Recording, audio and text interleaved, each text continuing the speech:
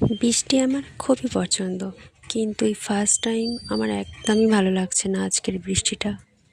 কারণ আজকের দিনটা আমার কাছে অনেক স্পেশাল একটা দিন।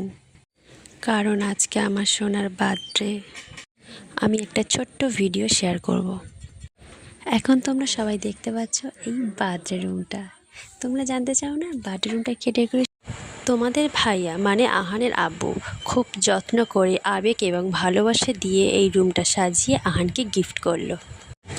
আহান তো ওর আব্বু থেকে এই গিফটটা পেয়ে খুবই খুশি হয়েছে, সেটা তো তোমরা বুঝতেই পারছো। তোমাদের কার কার ভালো লেগেছে সেটা প্লিজ কমেন্টে জানাবেন। ভিডিওটা যদি ভালো লাগে তাহলে লাইক এবং সাবস্ক্রাইব করবেন।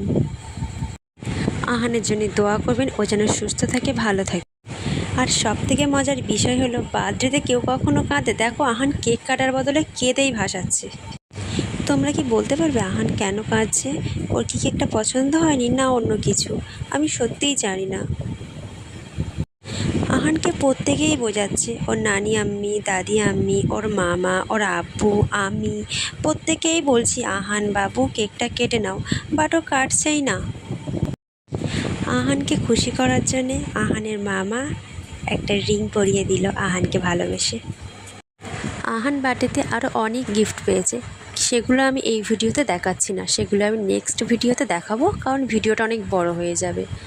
তো আহান গিফটটা পেয়ে খুবই খুশি হয়েছে। দেখো ও কেক ভালোবাসে না, গিফট ভালোবাসে, সেটা বুঝতে পারছো তো তোমরা সবাই।